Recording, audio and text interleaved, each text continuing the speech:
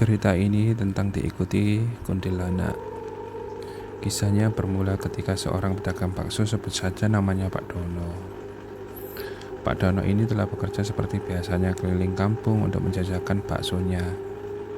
Kisah ini dituliskan berdasarkan cerita Pak Dono sendiri ya, ketika berjuang mencari uang demi menikahi wanita idamannya. Wajar saja kalau Pak Dono ini seorang laki-laki yang sangat bersemangat ketika memiliki niatan untuk menikahi wanita yang dicintainya. Demikian pula Pak Dono ini sangat antusias dalam berjualan bakso untuk biaya pernikahannya kelak. Waktu itu hari Minggu malam Senin, di mana penduduk kampung tempat Pak Dono biasanya berkeliling berjualan bakso usai mengadakan pemilihan kepala kampung. Menurut pengalamannya, setiap malam Senin dagangannya selalu laris manis, sehingga di malam itu Pak Dono sengaja membawa stok bakso lebih banyak dibandingkan hari-hari biasanya. Maklum saja, selain kejar setoran, dia juga merasa perlu bekerja lebih keras agar segera bisa menikahi wanita idamannya sebelum dilamar orang lain.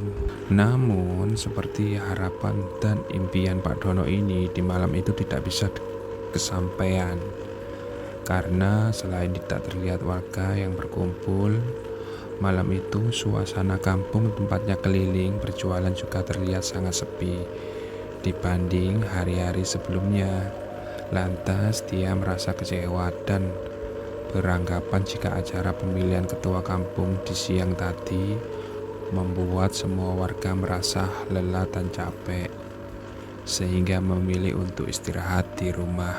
Waktu telah menunjukkan pukul 9 malam. Belum semangkok bakso pun terjual di malam itu. Untuk sedikit melepas lelah, Pak Dono berhenti di bawah pohon randu atau kapas ya, yang di sampingnya terdapat tiang dan lampu listrik sebagai penerang jalan. Sambil melepas lelah, Pak Dono ini memukul mangkok bakso secara bertahap agar suaranya terdengar oleh warga sekitar.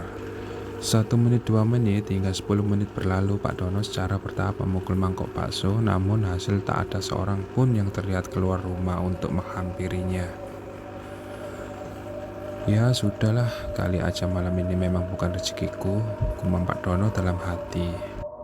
Tak lama kemudian tiba-tiba terdengar olehnya suara angin gemuruh dari arah berlawanan, dan seolah menerpa sekeliling tempat dia berhenti. Anehnya, meskipun terdengar suara angin kencang, namun ranting pepohonan termasuk pohon randu di sampingnya tak terlihat bergerak. Pengalaman mistis Pak Dono akhirnya diawali juga, di mana lampu penerangan jalan yang berada di samping pohon randu tadi mati secara mendadak. Dengan refleks, Pak Dono mengadakan mukanya ke atas ya, seolah mencari apa gerangan yang membuat lampu itu mati.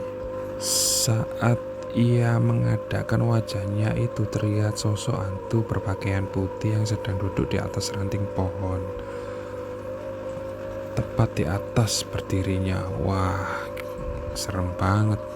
Tanpa berpikir panjang, Pak Dono bergegas mendorong gerobak baksonya untuk segera menyingkir dari tempat tersebut.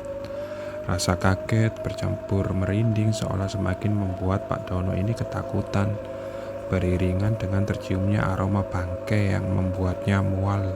Perjalanan Pak Dono malam itu sepertinya belum selesai sampai di situ.